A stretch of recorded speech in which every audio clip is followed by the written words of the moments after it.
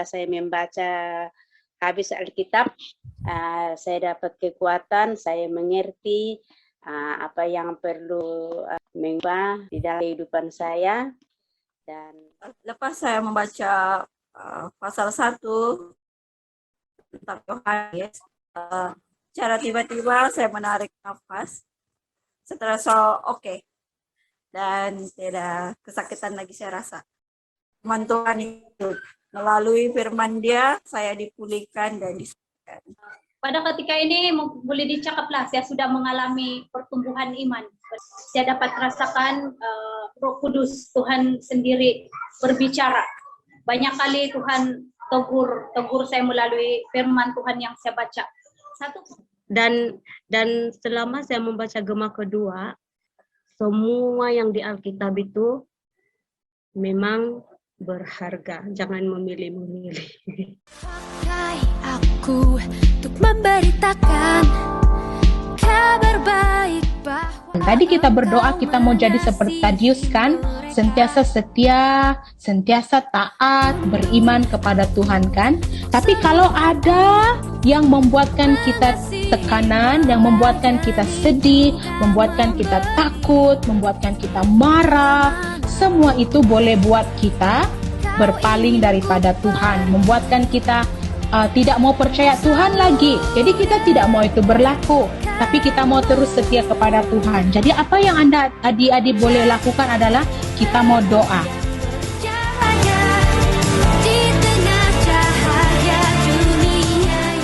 Oke, kita doa. Tuhan Yesus, kami bersyukur sebab Tuhan adalah Tuhan yang besar. Apabila kami berseru memanggil Engkau, Tuhan jawab. Tuhan, tolonglah kami. Sebab di piring ini Tuhan ada banyak benda, ada banyak isu, banyak masalah yang buatkan kami tidak gembira, buatkan kami sedih, buatkan kami tekanan. Dan semua ini boleh buat kami tidak fokus kepada Engkau. Boleh buatkan kami hilang iman. Kami tidak mau jadi seperti itu. Kami mau menjadi seperti Tadius yang setia dan taat. Tuhan, tolonglah kami. Roh Kudus, kuatkanlah kami, bebaskan kami daripada semua isu-isu dalam hidup kami. Sekarang kami mau percaya kepada Engkau. Kami mau mengakui bahwa Engkau adalah Tuhan kami. Tuhan yang akan menolong kami. Kami akan berjalan ikut Tuhan. Walau apapun yang berlaku, kami akan terus ikut Tuhan. Terima kasih Tuhan. Haleluya. Dalam nama Yesus kami berdoa. Amin. Yes. Wah, puji Tuhan adik-adik. ku rindu melihat kemenangan yang besar untuk generasiku.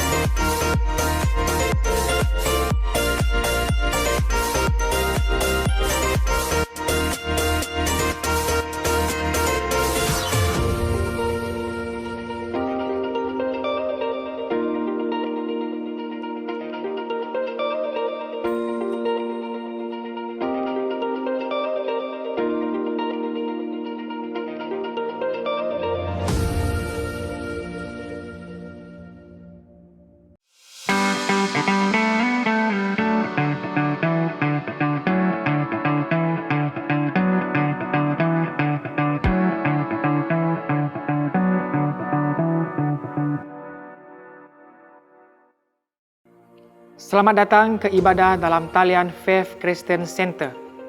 Sebentar saja lagi kita akan memulakan ibadah hari ini. Untuk menikmati ibadah yang hidup dan berkuasa, ikutilah panduan berikut. Siapkan hati Anda dengan minda yang benar, yaitu beribadah. Berpakaianlah seperti Anda beribadah di gereja. Elakkan daripada melakukan aktiviti lain sepanjang ibadah. Pastikan telefon Anda dalam keadaan mode senyap. Bernyanyilah dengan suara kuat, bersukacitalah sambil bertepuk tangan dan mengangkat tangan semasa pujian dan penyembahan. Memberi respon terhadap firman Tuhan dengan mengatakan amin. Anda juga digalakkan untuk mencatat nota. Selamat beribadah. Shalom semua jemaat Tuhan. Terima kasih untuk kehadiran Anda semua. Dan kami bersyukur kerana Anda semua setia beribadah bersama-sama dengan kami. Dan kami juga berharap dimanapun Anda berada pada waktu ini, Anda semua di dalam keadaan yang baik. Puji Tuhan. Mari jemaat Tuhan kita bangkit berdiri. Kita siapkan hati kita untuk beribadah pada hari ini. Saudara-saudari, Tuhan beserta kamu. Saya gembira bila mereka berkata kepada saya, "Hai, marilah kita menyanyi kepada Tuhan." Allah itu roh. Kemuliaan kepada Allah, Bapa, Anak, dan Roh Kudus. Mari kita doa bersama. Ya Allah yang Maha Kuasa, semua hati manusia terbuka di hadapan Tuhan. Semua keinginannya diketahui oleh-Mu, dan daripadamu tiada rasa yang tersembunyi.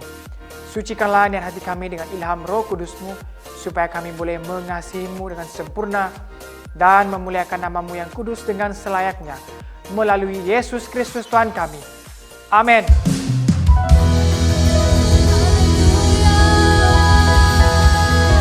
Mari kita sembah Dia, Yesus Kristus Tuhan, Dia Allah yang perkasa, layak disembah dan dipuji. Yesus, haleluya. Pujilah Tuhan, hai semua, sama-sama.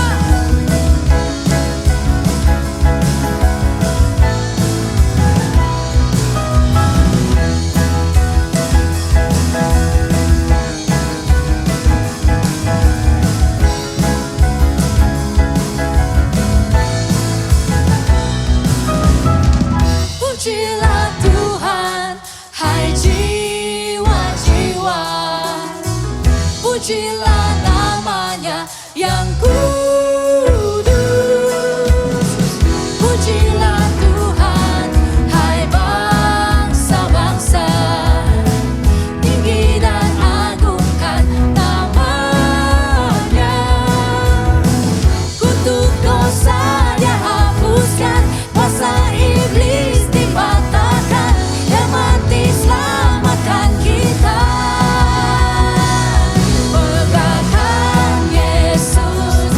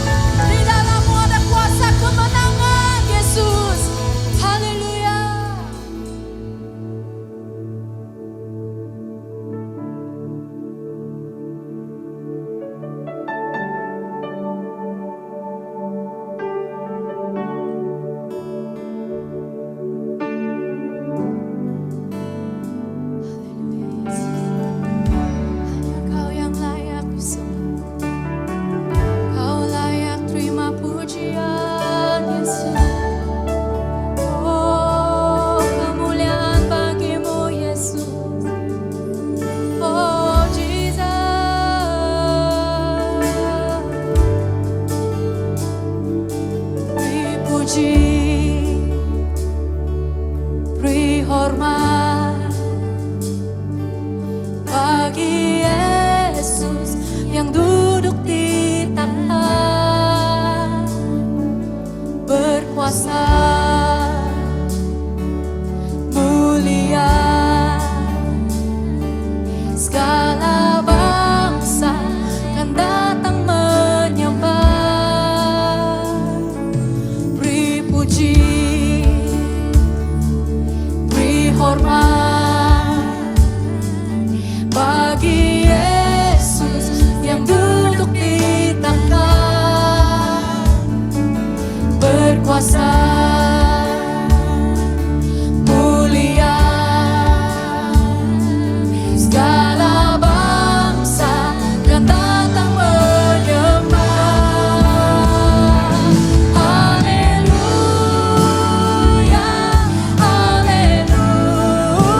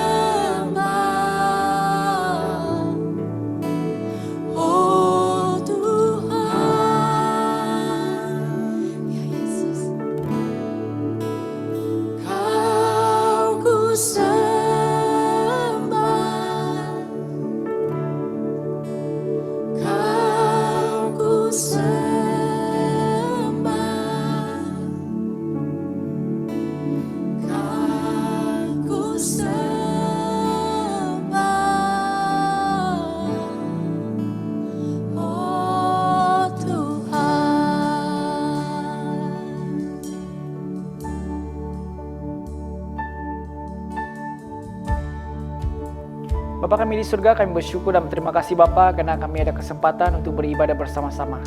Tuhan Yesus yang berdoa Bapa untuk semua jemaah FCC yang saat ini mungkin bergumul, yang mengalami sakit penyakit, kami berdoa di dalam nama Tuhan Yesus Kristus. Tuhan, Engkau Tuhan yang menyembuhkan, Engkau Tuhan yang memulihkan mereka. Oleh bilur-bilur Tuhan Yesus, kami setiarkan kesembuhan bagi mereka yang sakit saat ini, mereka yang mengalami pergumulan. Engkau lah Tuhan yang melepaskan mereka daripada segala pergumulan mereka. Terima kasih Tuhan atas kebaikan dan anugerah-Mu. Haleluya. Tuhan, kami juga berdoa Bapa untuk semua pemimpin-pemimpin negara kami. Kami berterima kasih Tuhan atas kepimpinan mereka bagi negara kami Malaysia. Kami berdoa Bapa supaya kebenaran firman-Mu ya Tuhan tergenapi dalam kehidupan mereka. Kami mohon Tuhan Yesus agar Engkau mengurniakan kepada mereka Tuhan hikmat, kecekapan dan keberkesanan dalam mereka memimpin negara ini. Berkati Tuhan Yesus Kristus kepimpinan negara kami, berkati kerajaan kami, berkati semua kaki tangan kerajaan supaya melalui mereka Tuhan negara ini diberkati. Terima kasih Tuhan, kami menyerahkan doa ini hanya di dalam nama Tuhan Yesus. Amin. Shalom saudara-saudari, kita bersyukur kepada Tuhan karena kita sekali lagi dapat beribadah bersama-sama dalam talian. Semuanya karena anugerah dan kebaikan Tuhan kepada kami. Mari kita menyambut sesama lain, katakan shalom dalam kita punya chat room sekarang ini supaya kita mengetahui bahwa kita ada di dalam talian saat ini. Amin. Ya, kami juga menyambut orang yang pertama kali beribadah bersama-sama dengan kami dimanapun Anda berada. Kan saat ini kami menyambut Anda, kami sangat bersyukur kepada Anda karena Anda mengikuti ibadah dalam talian. Kami mengharapkan supaya Anda diberkati lewat daripada ibadah dalam talian ini. Dan saya juga mendorong Anda supaya untuk kami dapat berhubung dengan Anda, supaya kami dapat mengikat persahabatan dengan Anda. Kami mendorong Anda supaya Anda mengisi borang keratan komunikasi ada tertera dalam Anda punya screen sekarang ini. Anda boleh scan QR code yang tertera ataupun Anda juga boleh klik pautan yang tertera pada chat room yang kita ada sekarang ini. Amin. Haleluya. Kalau tidak digemakan, saya rasa mungkin kita tidak ada satu sikap yang mau membaca firman Tuhan, merenung firman Tuhan. Dan juga sebelum ini digemakan, kita ada knowledge tentang kehidupan, kan? Kalau kamu mau cari knowledge kan tentang kehidupan, macam mana kita mau supaya kita bertindak hati-hati, supaya kita boleh buat sesuatu tu kan? Sebenarnya kan jawaban sudah ada di firman Tuhan. Begitu. Saya punya pengalaman gema, saya banyak belajar daripada firman Tuhan itulah. Salah satunya firman Tuhan tu bila saya rasa macam kesulitan, bila saya rasa struggle, firman Tuhan dia pandai muncul dalam minda kita itu. Dia membantu pertumbuhan iman saya lah, sangat penting. Tentang gema ni memang sangat nyata kuasa Tuhan kepada kita, terutamanya apabila untuk mengawal marah ataupun mengawal perasaan kan. Selalu marahlah saya, geram dan emosi terganggu kah, ataupun terutamanya waktu sakit kan, firman Tuhan itu datang, firman itu jadi berkuasa dalam kehidupan. Haleluya, itu adalah kesaksian yang kita terima daripada saudara-saudari kita yang telah berjaya menghabiskan keseluruhan Alkitab, membaca keseluruhan kitab dalam tempoh masa 24 jam. Jadi saya mendorong Anda pada saat ini, sekiranya pada gema kitaran yang ketiga itu Anda tidak dapat menyelesaikannya, ambillah komitmen untuk mengikuti pembacaan untuk gema kitaran yang keempat ini sehinggalah selesai. Amin. Amin. Gereja kita, Faith Christian Center, Zon Kebaktian Bahasa Inggris akan mengadakan acara Ignite 2021. Nah, acara tahun ini berbeza dengan tahun-tahun sebelumnya. Untuk mengetahui lebih lanjut tentang acara ini, mari kita lihat bersama-sama video ini.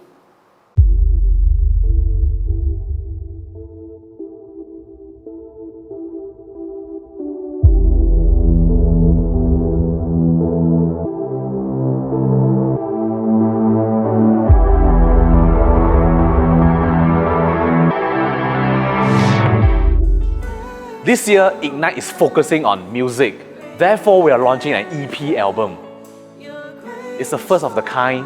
We haven't done it before, but this year is going to be different.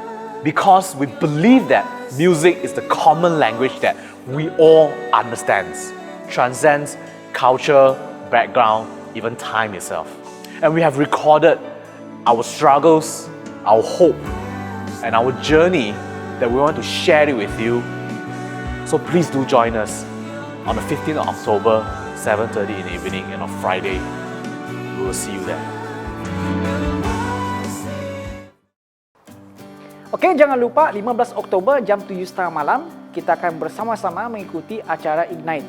Nah, bagaimana Anda boleh mengikuti acara ini? Subscribe ataupun langganlah ke saluran YouTube Ignite FCC atau mengimbas pada QR code yang tertera pada skrin Anda sekarang. Oke, lakukan sekarang. Oke, jangan tangguh-tangguh. Minggu depan, tidak lama lagi ini kita akan mengadakan bersama-sama. Ini adalah satu yang pelancaran yang begitu hebat yang seharusnya kita memuji Tuhan atas penyertaan Tuhan kepada tim pasukan Ignite. Oke, jemputlah kawan-kawan. Oke, bawalah kawan-kawan untuk mengikuti program ini. Pengumuman yang seterusnya ialah pada minggu depan, ibadah minggu depan bersama dengan 17 Oktober ialah ibadah yang sangat istimewa karena kita akan merayakan perjamuan suci bersama-sama secara dalam talian. Oleh yang demikian, saudara-saudari, dimanapun Anda berada saat ini, dimanapun Anda berada, sediakan elemen-elemen perjamuan suci Anda, roti dan air anggur Anda, dan marilah kita mempersiapkan hati kita, memperingati tentang apa yang Tuhan Yesus Kristus telah lakukan di kayu salib, dan mari kita rayakannya bersama-sama sebagai satu tubuh di dalam Yesus Kristus. Amin.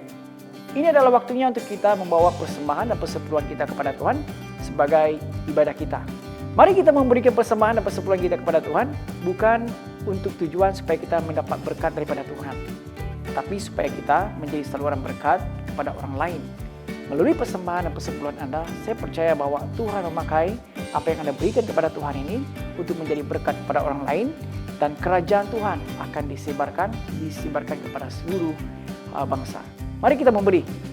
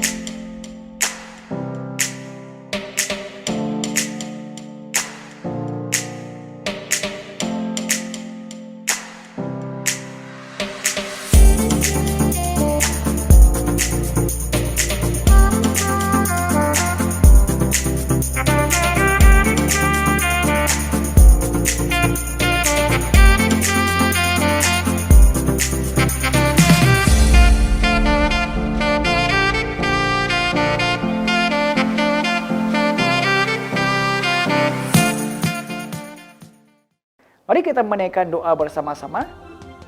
Tuhan, Engkau besar dan berkuasa, mulia, indah, serta agung. Segala yang di langit dan di bumi adalah milik-Mu. Segala sesuatu adalah pemberian daripada-Mu.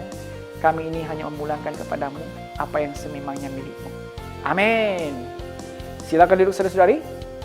Kita bersyukur kepada Tuhan karena hari ini kita diberikan kesempatan untuk mendengar Tuhan berbicara kepada kita melalui firman-Nya. Mari kita siapkan hati kita untuk mendengar pembacaan kitab, kemudian kita terus mendengar khotbah minggu ini. Pembacaan firman Tuhan diambil daripada Pengkhotbah pasal 1 ayat 1 hingga ayat ke-11. Pengkhotbah pasal 1 ayat 1. Inilah kata-kata pengkhotbah anak Daud, raja di Yerusalem.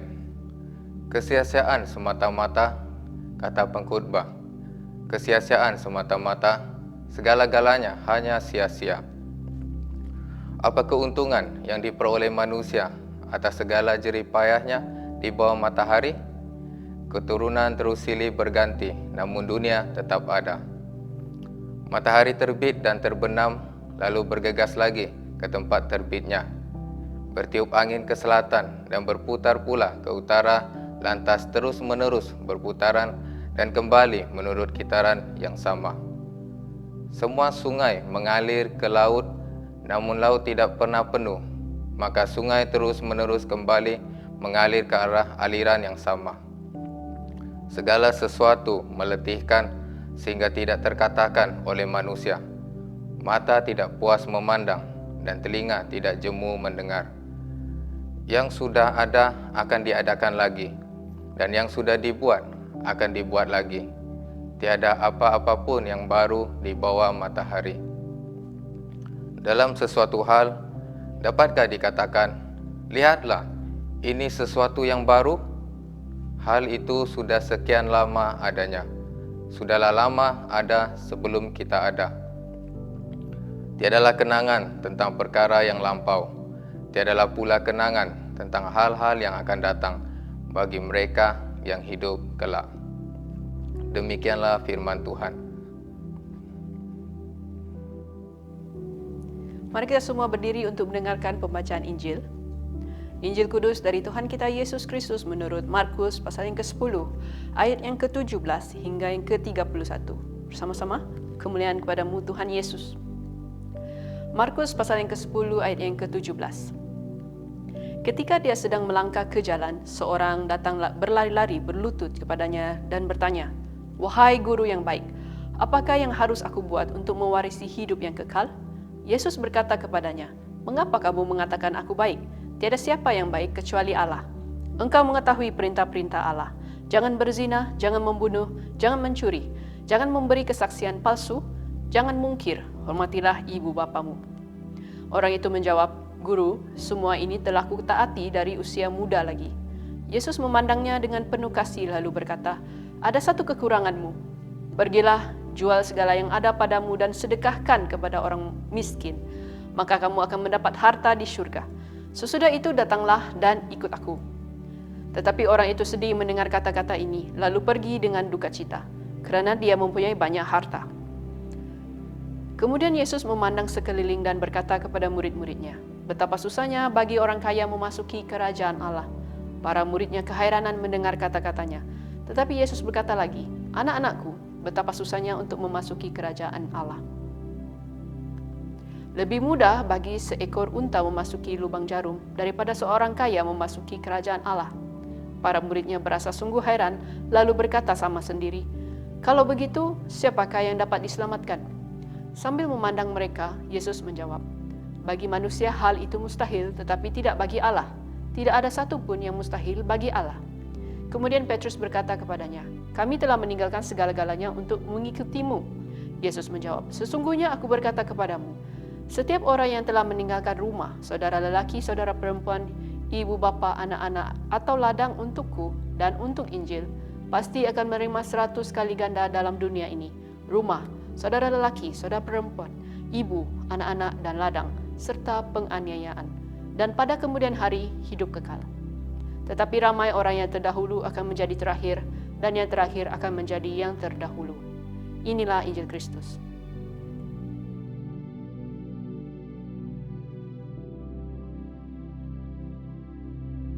Shalom. Shalom. It is so good to be able to see you again. Kami sangat bersukacita kerana dapat berjumpa dengan anda lagi. It is so exciting because we are going to start on a new series. Dan sangat mengujahkan juga sebab kita akan mulakan siri yang baru. We have already finished the book of Romans after such a long time. Kita sudah selesai belajar buku Roma setelah ambil masa yang lama.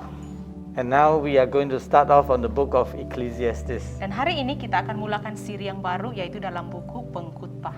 I want to start by telling you a story. saya akan mulakannya dengan menceritakan Anda satu cerita. There's a book written by Douglas Adams called Hitchhiker's Guide to the Galaxy. Ada satu buku yang ditulis oleh Douglas Adams yang bertajuk The Hitchhiker's Guide to the Galaxy. It is a fiction.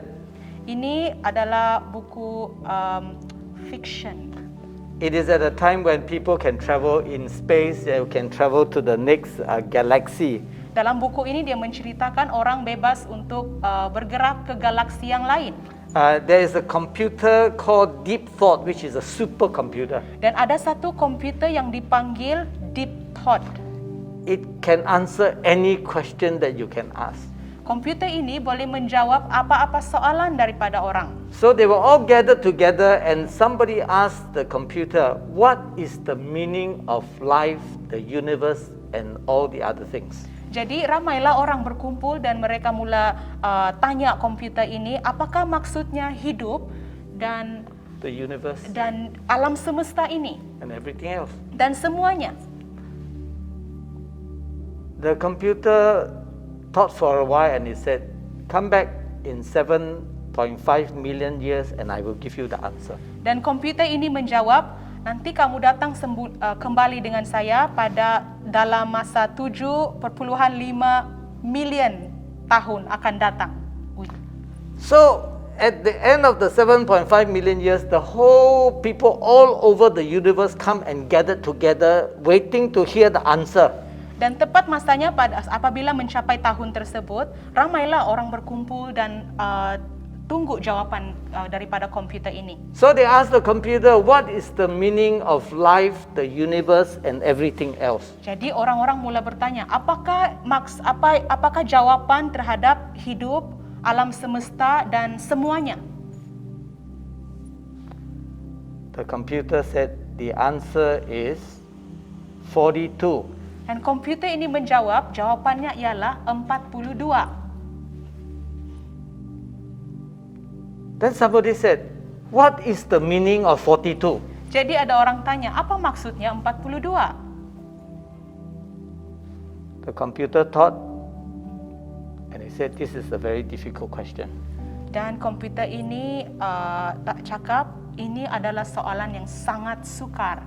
He says, come back in 7.5 million years. Datang lagi kembali untuk dalam masa 7.5 million. And then I will give you the answer. Dan saya akan bagi jawapannya. What is the meaning of life? Apakah maksudnya hidup? When we look at the book of Ecclesiastes, this is the main thing that concern the preacher or the teacher.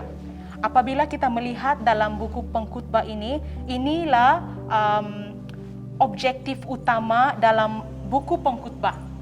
I want to ask you a question. Do you want to be wise? Saya mau tanya Anda soalan, adakah Anda mahu menjadi bijak? The Bible says, be quick to listen, slow to speak. Firman Tuhan berkata, cepat mendengar, lambat untuk berkata-kata. A fool is betrayed by what he says. Orang bodoh dikhianati dengan kata-katanya sendiri. The Chinese, because of a very long history, they are very wise. Orang Cina, right? Orang Cina sebab mereka ada sejarah yang sangat unik, mereka sejarah yang panjang. So we have already perfected the art of how to look wise. Jadi mereka pun sudah sempurna bagaimana untuk menampakkan diri mereka sebagai orang yang berhikmat. When I first went to work, one of my partner gave me a secret. Masa Reverend Philip mula-mula masuk kerja, kawan dia bagi dia satu rahsia. He says when you go to a meeting, don't say too much. Dia kata apabila kamu pergi meeting, mesyuarat, jangan cakap banyak. When people talk, you just listen, and then once in a while you just nod your head, and then you learn how to say, Dalam mesyuarat, apabila orang bercakap, jangan banyak cakap tapi banyak mendengar dan angguk-angguk kepala dan sekali-sekala hanya jawab It says even a fool who keep his mouth shut will appear to be wise. Sebab orang-orang yang bodoh pun apabila dia menutup mulutnya, dia nampak macam orang yang bijak. In our experience, many people when they go to the hairdresser, they will talk to the hairdresser. Berdasarkan pengalaman, apabila orang pergi ke salon dan buat rambut dia selalu bercerita dengan tukang hairdresser, tukang rambut tersebut. Because when you are sitting there, you cannot do anything, you can only listen to the hairdresser. Sebab apabila Anda pergi ke sana, tidak banyak yang boleh dilakukan. Kita hanya boleh berbual dengan hairdresser tersebut. And because the hairdresser, they service a lot of very important people. Sebab orang-orang yang bekerja di salon ini, tukang rambut ini, mereka punya klien adalah orang-orang yang penting. They hear a lot of stories. Jadi banyaklah cerita yang mereka dengar. And so they can give you some financial tips. Jadi mereka pun bolehlah bagi Anda tips dalam keuangan. But do not listen to your hairdresser. Tapi jangan dengar kata-kata mereka. If your hairdresser can give you good financial advice, he will be sitting there and you will be cutting his hair. Sebab kalau betullah mereka ini adalah orang yang bijak, mereka sepatutnya duduk di kerusi tersebut dan kita yang buat rambut mereka. So my advice to you is, if you need wisdom, do you know where to go and get wisdom? Jadi dorongan saya untuk Anda ialah jika Anda mahu mencari hikmat, Anda harus tahu di mana sumber tersebut. Go to the book of Ecclesiastes. Pergilah ke buku Pengkhotbah. Let us pray. Mari kita berdoa. Father God, we want to thank you and praise you for giving us your word. Bapa di syurga, kami bersyukur untuk firman-Mu. Lord, it takes a lot of work to delve into your word.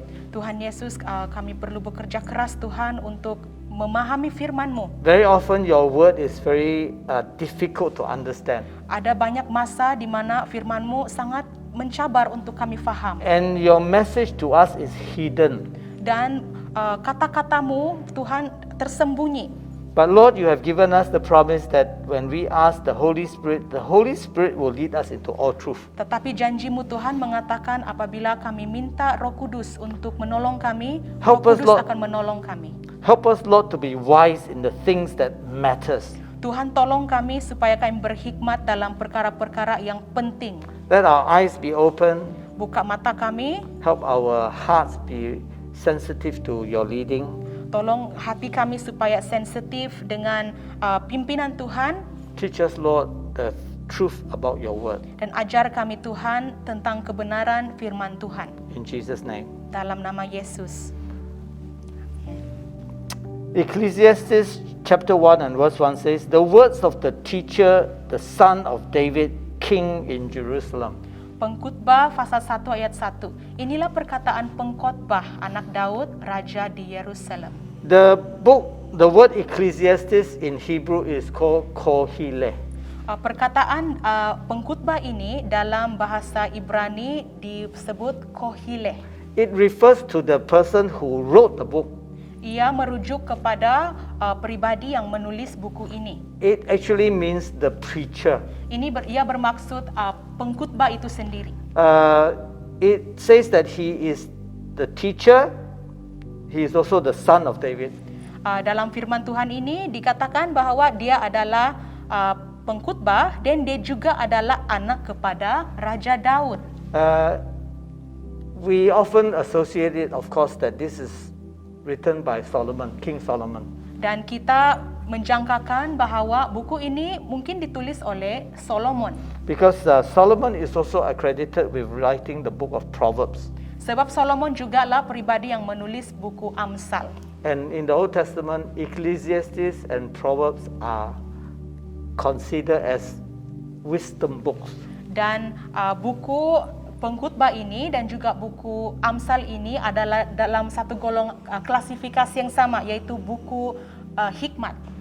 In the Hebrew, Kohile also means that one who is qualified to address the people.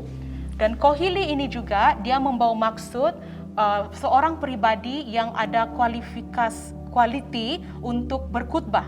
So Ecclesiastes actually is about the wisdom of the person who is qualified to speak to God's people. Jadi pengkhotbah ini adalah buku yang ditulis oleh pribadi yang berdasarkan pengetahuannya tentang Tuhan, pengalamannya tentang Tuhan. If it is King Solomon, we know that he is the wisest, the richest king who has ever lived.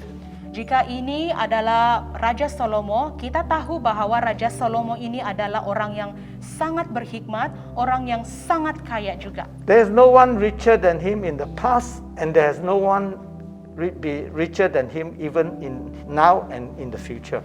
Tidak ada yang lebih bijak, lebih kaya daripada Raja Salomo, baik pada tahun sebelumnya, malah pada akan datang. So I will say that he is qualified to teach us about wisdom. Jadi Solomon, dia sangat berkualiti untuk mengajar kepada kita. We should listen to what Solomon has to say to Jadi us. kita mesti dengar apa yang dikatakan oleh Solomon. But I want to say to you that there are two things that is a bit puzzling about this book of Ecclesiastes. Ada dua perkara dalam kitab ini yang agak sukar untuk kita paham. The first thing is, why does the author, if he is Solomon, doesn't just say that he is Solomon? Why did he say that he is Kohile? Kalau yang menulis buku ini adalah Raja Salomo, kenapa dia guna nama Kohile? The second thing is that it says that he was the king of Jerusalem. He was the king of Israel. Dan yang kedua, dia kata dia bekas Raja Israel. What do you mean was? Apa maksudnya bekas? Because as far as we know, Solomon was king of Israel until the day he died. Sebab kita tahu bahwa Raja Salomo ini, dia raja daripada dia hidup sampailah dia meninggal. So there are two things which is a little bit confusing. Jadi ada dua benda ini yang agak mengelirukan. So if you can answer these two questions, you are very wise. Dan jika Anda dapat jawab soalan ini, Anda adalah orang yang bijak. The other thing about this book is that there's something which is a bit we feel uncomfortable about. Dan dalam buku ini juga ada yang bila kita baca ada yang buat kita rasa tidak selesa. It says that he tried to consider everything under the sun. Dia penulisnya mempertimbangkan bahwa semuanya berada di bawah matahari. What it actually means is this, that he wants to consider life without God. Apa yang dia coba sampaikan adalah kehidupan tanpa Allah. What has got to do with life without God? Apa yang jadi dengan kehidupan kita tanpa Allah? And if you look at what he started to say, he said that, vanity of vanities, all is vanity. Dia mulakan dengan kesia-siaan belaka, kata pengkhotbah. Kesia-siaan belaka, segala sesuatu adalah sia-sia. Meaningless. Tidak ada maksud. What does it mean everything is meaningless? Apakah maksudnya segala sesuatu adalah sia-sia? Actually, this is the one word that can summarize the whole book of Ecclesiastes. Sebenarnya ini adalah perkataan ini boleh menyimpulkan maksud buku pengkhotbah ini. Just in this one verse, he used the word meaningless 5 times. Hanya dalam petikan ini sahaja 5 kali perkataan sia-sia ini disebut oleh pengkhotbah. What do you think he means when he say that life is meaningless? Apa maksud Solomon apabila dia sebut hidup ini sia-sia? What do the people in the world think life is? Bagaimana pula dengan orang di dunia? Apa mereka punya pendapat tentang hidup yang sia-sia? There was a survey done by 2 persons of cross section of the people. Ada 2 orang dia buat kajian tentang hal ini. Of the people who were surveyed, 6% not sure what life is all about. Hasil daripada kajian mereka mendapati bahwa 6% mereka tidak tahu apa maksud hidup. Or rather, they were not sure. Ataupun mereka tidak pasti. But there are 84% who agree with Ecclesiastes and say that life is meaningless. Dan 84% setuju dengan apa yang dikatakan oleh pengkhotbah, yaitu hidup ini sia-sia. 84%. 84%. Only 10% of the people in the whole world actually thinks that there is meaning in life. Hanya 10% saja yang tahu bahwa hidup ini ada maksudnya. So is life meaningless? Jadi, adakah hidup ini sia-sia? Of course, we want to think otherwise. Sudah tentu kita mau pikir di sebaliknya. We think that if we work hard and if we have good planning, we are honest, and we save the money which we make, then it will produce rewards for us. Kita ada pemikiran bahwa apabila kita bekerja keras, kita ada perancangan yang bagus, kita berjimat cermat, kita ada simpanan, kita akan rasa ini semua akan memberikan satu reward untuk diri kita, hadiahlah untuk diri kita. But we know that sometimes this is not always the case. Tetapi ada masa-masa di mana semua ini pun sia-sia juga. We know that some good people sometimes suffer. Sebab kita tahu ada orang baik, dia pun menderita. Bad people becomes rich. Dan orang yang jahat semakin menjadi kaya. But of course, we also think that, when we work hard and we do all the right things which our parents taught us, that we will be able to control what will happen as a result. Dan kita punya pengetahuan adalah apabila kita lakukan perkara yang baik, kita ikut apa yang orang tua kita ajarkan, semua perkara dalam kawalan kita. But Koheles tells us this is not necessarily so. Tetapi Kohile berkata tidak semestinya. Life is not neat and tidy. Hidup ini tidak semestinya kemas dan bersih. Life is a bit messy. Hidup ini sangat semak. When we go for a race, the race is not always won by the person who is supposed to be the fastest. Dan apabila ada satu pertandingan, orang yang paling laju pun tidak semestinya menang. The battle is not always won by those who are strong. Dalam pertempuran tidak semestinya dimenangi oleh orang yang kuat. Doesn't mean that if you are very wise, you will always have enough to eat and you have lots of property. Tidak bermaksud jika Anda bijak, Anda ada banyak harta, Anda ada cukup makanan. There is a book written by a Japanese guy in America. He says, he has a rich dad and a poor dad. Ada satu buku yang ditulis oleh seorang lelaki Jepang. Dia cakap, dia ada dua orang bapak, satu bapak yang miskin, satu bapak yang kaya. The smart one who is the professor is the poor dad. Yang orang yang bijak itu, dia punya bapak adalah profesor. But he's poor. Tetapi dia miskin. Okay. So, and not all the people who are very wise are very rich. Tidak semua orang yang bijak itu adalah kaya. If you apply for a job, not the person that is the most skillful or the one that is best fit the job always get the job. Dan kalau kita pergi apply kerja, mau buat permohonan kerja, tidak semestinya orang yang ada skill itu yang akan diambil bekerja. So you see, life is not neat and tidy. Jadi Anda nampak bahwa hidup ini tidaklah tersusun.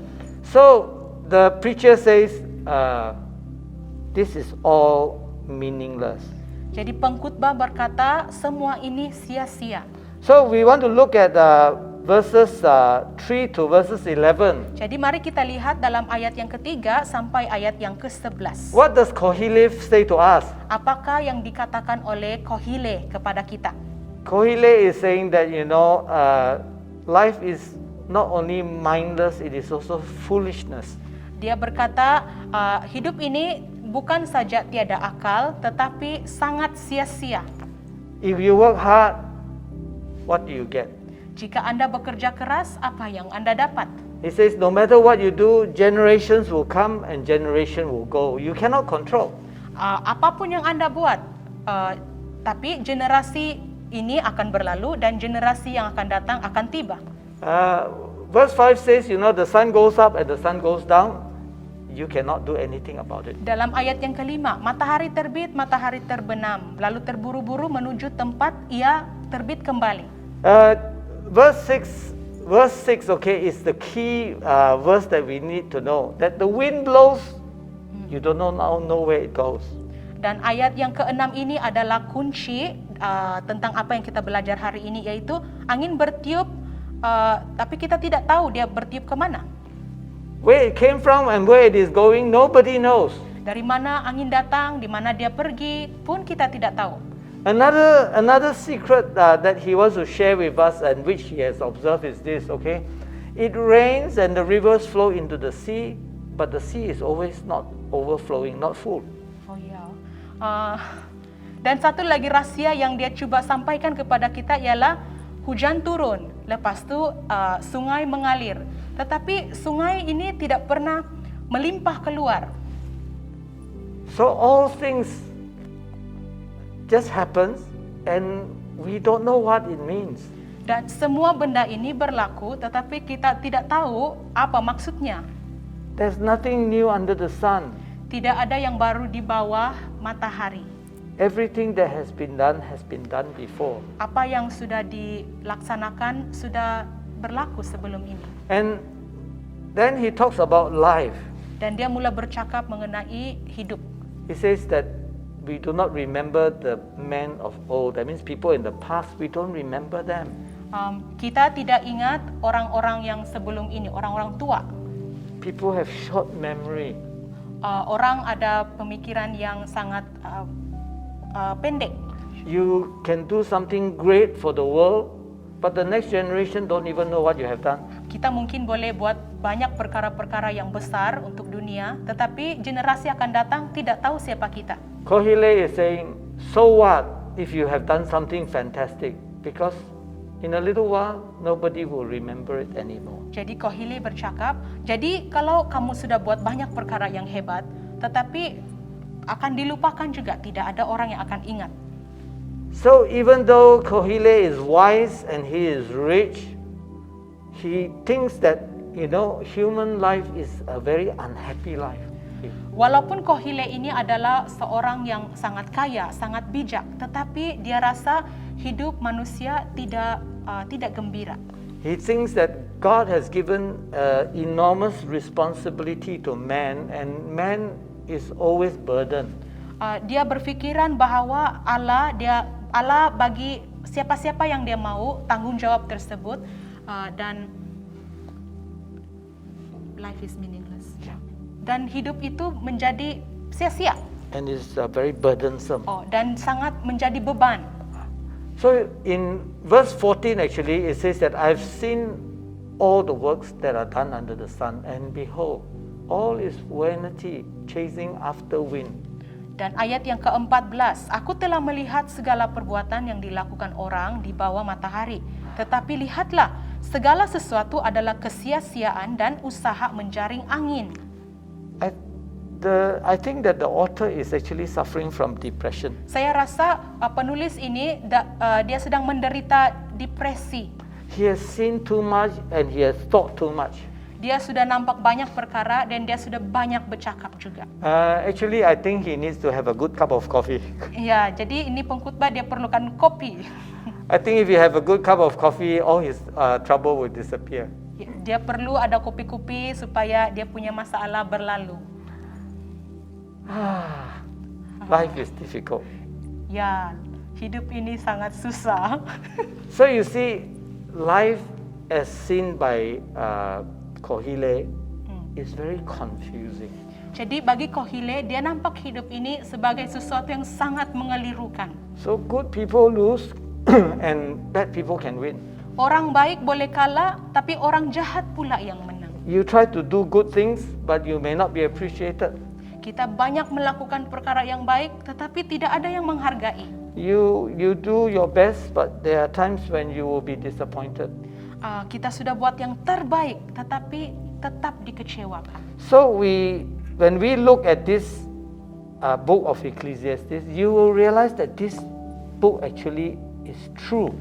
Apabila Anda membaca buku pengkhotbah ini, sebenarnya di sini ada banyak kebenaran.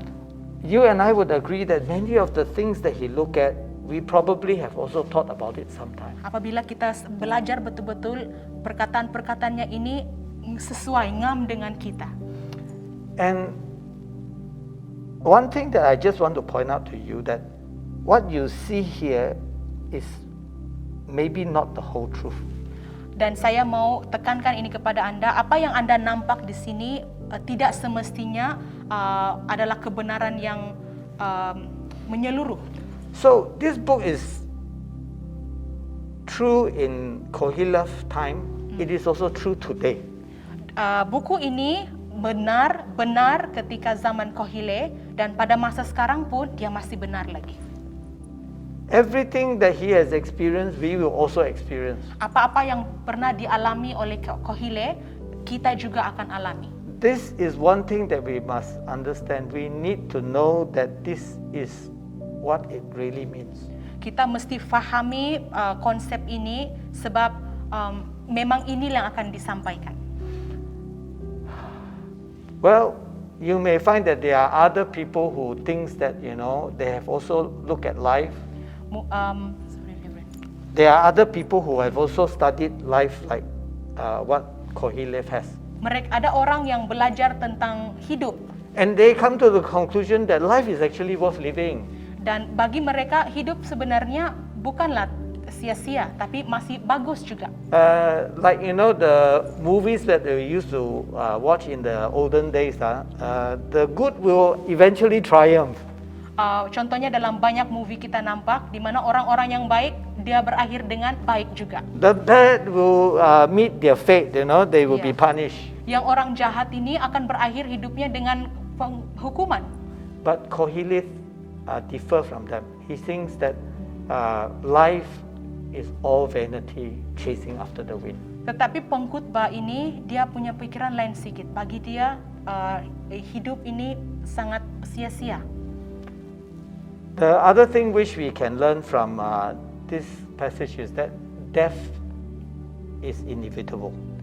Dan salah satu lagi yang boleh kita berjaya daripada buku ini ialah kematian ini adalah sesuatu yang pasti. Kita tidak boleh lari daripada kematian. And if you continue reading the book of Ecclesiastes, he will say that the day of death is better than the day that you were born.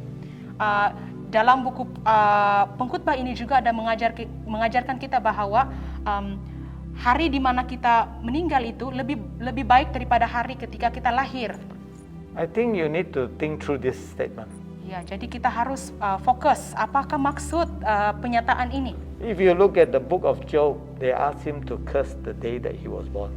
Kalau kita nampak di buku Job, Ayub, dia menyumpah hari di mana mengutuk hari dia lahir.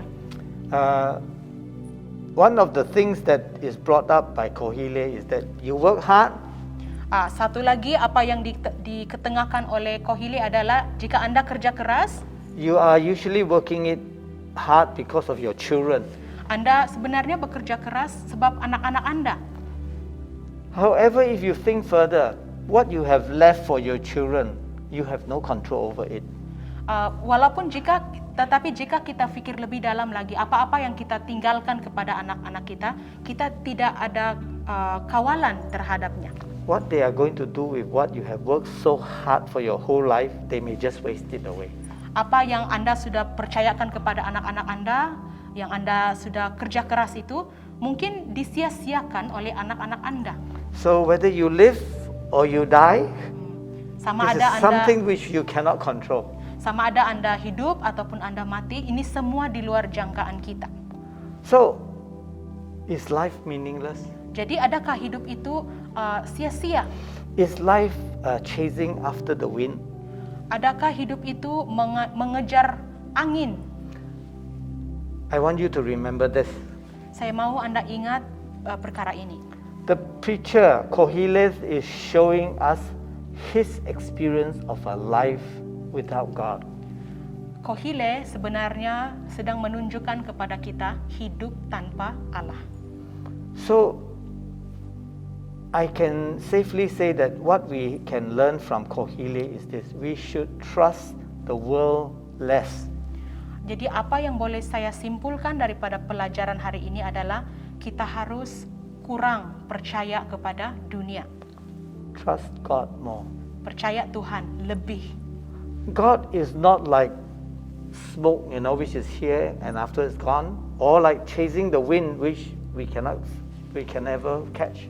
Tuhan dia tidak macam asap yang boleh hilang. Kemudian dia bukan juga macam angin yang tidak boleh dikejar, susah untuk dikejar. His commands are wise.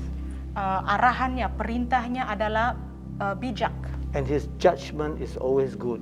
Dan pengadilannya, penghakimannya sentiasa bagus. And He has your interest at His heart. Dan kita sangat, Tuhan letakkan kita sangat istimewa di hatinya. He loves you. Dia mengasihi Anda. And so as we look at this book of Ecclesiastes, we must never lose this connection to this fact. Dan apabila kita melihat buku ini, biarlah buku ini memperingatkan kita bahwa jangan putuskan perhubungan ini dengan kebenaran. We may need to look at this book of Ecclesiastes as a contrast to a life without God and a life with God. Bila kita belajar buku ini, kita mesti buat perbandingan hidup di dalam Allah dan hidup tiada Allah. Let us pray. Mari kita berdoa. Father God, we want to thank you and praise you Bapa di surga, kami mau memuji Engkau. that there is so much wisdom in this book.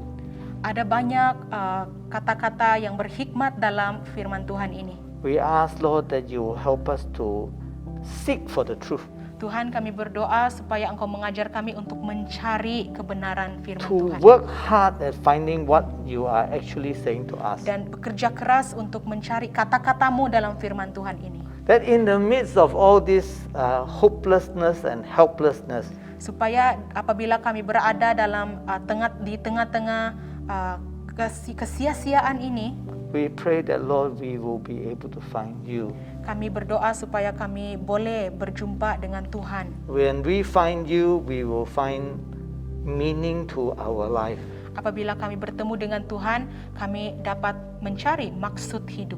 We will be able to live victoriously. Kami boleh hidup menjadi pemenang. And when we die, we will be with you. Dan apabila kami mati, kami bersama dengan Tuhan. We thank you and we praise you. Kami bersyukur dan memuji Engkau. In Jesus' name. Dalam nama Yesus. Amen. Amin.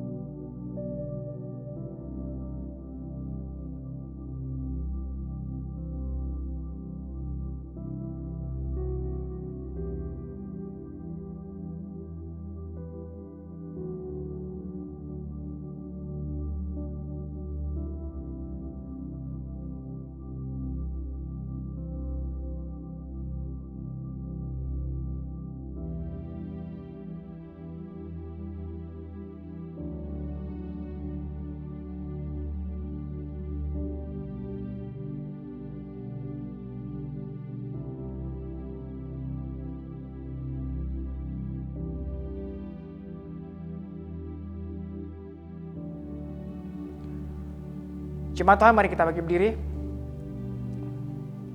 Saya percaya bahwa kita sudah diberkati daripada firman Tuhan yang disampaikan. Dan mari kita mengakui iman isin kita bersama-sama. Saya percaya kepada Allah yang Esa, Bapa yang Maha Kuasa, Pencipta langit dan bumi, yang dapat dilihat dan yang tidak dapat dilihat. Saya percaya kepada Tuhan Yesus Kristus, Anak Tunggal Allah yang kekal diperankan oleh Bapa, Allah daripada Allah, terang daripada terang, Allah benar daripada Allah benar. Dia diperanakkan, bukan dijadikan, sebab dia satu dengan Bapa. Maka segala sesuatu dijadikan olehnya untuk kita manusia dan untuk keselamatan kita. Dia turun dari syurga dan oleh kuasa Roh Kudus. Dia dilahirkan oleh anak darah Maria dan menjadi manusia. Kerana kita, dia disalibkan semasa pemerintahan Pontius Pilatus. Dia menderita, diseksa sampai mati, lalu dikuburkan. Pada hari yang ketiga, dia bangkit pula menurut yang dibuatkan dalam Alkitab. Lalu dia naik ke syurga. Dia duduk di sebelah kanan Bapa. Dia akan datang kembali dalam kemuliaan untuk menghakimi baik orang yang masih hidup maupun orang yang sudah mati, dan kerajaannya tidak akan berkesudahan. Saya percaya kepada Roh Kudus, yaitu Tuhan dan Pemberi hidup, yang datang daripada Bapa dan Anak, serta dengan Bapa dan Anak dia disembah dan dipermuliakan. Dia telah berfirman melalui nabi-nabi. Saya percaya kepada gereja sedunia yang kudus dan daripada rasul-rasul itu. Saya mengaku satu baptisan akan mendatangkan pengampunan dosa. Saya menantikan kebangkitan orang mati dan kehidupan dalam dunia yang akan datang. Amin. Jemaat sila berdiri. Mari kita menerima berkat dari Tuhan. Sentosa Allah yang melebihi pengertian manusia memeliharakan hati dan jiwa kamu di dalam pengetahuan dan kasih Allah dan anaknya Yesus Kristus Tuhan kita. Dan berkat Allah yang Maha Kuasa, Bapa, Anak, dan Roh Kudus beserta dengan kamu dan tinggal serta dengan kamu sampai selama-lamanya. Amin. Pergilah dengan damai sejahtera dan layanilah Tuhan dalam nama Kristus. Amin.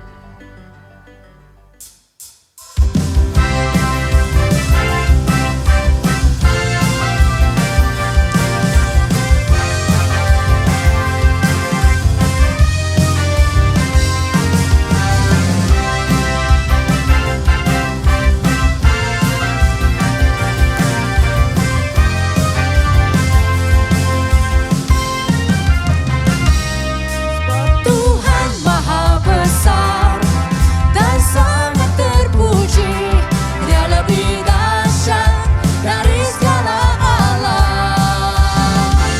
Sebab Tuhan Maha Besar dan sangat terpuji, kuasanya dahsyat menghancurkan musuh. Ceritakanlah kemuliaannya di antara segala bangsa, dan perbuatannya yang sungguh ajaib di antara suku bangsa. Sebab Tuhan Maha Besar dan sangat terpuji, Dia lebih dahsyat dari segala alam. Sebab Tuhan Maha Besar dan sangat terpuji, kuasanya dahsyat menghancurkan musuh. Ceritakanlah kemuliaannya di antara segala bangsa, dan perbuatannya yang sungguh ajaib di antara suku bangsa. Sebab Tuhan Maha Besar dan sangat terpuji, Dia lebih dahsyat dari segala alam.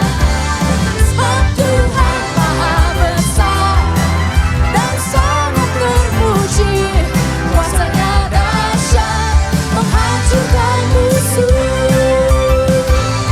Kuasanya dahsyat, dahsyat, dahsyat, dahsyat. Kuasanya dahsyat menghancurkan musuh.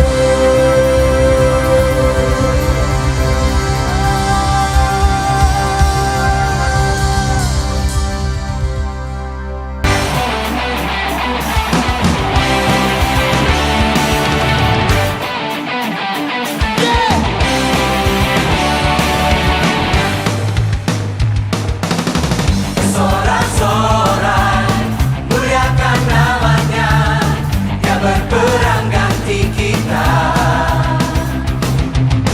Bertemu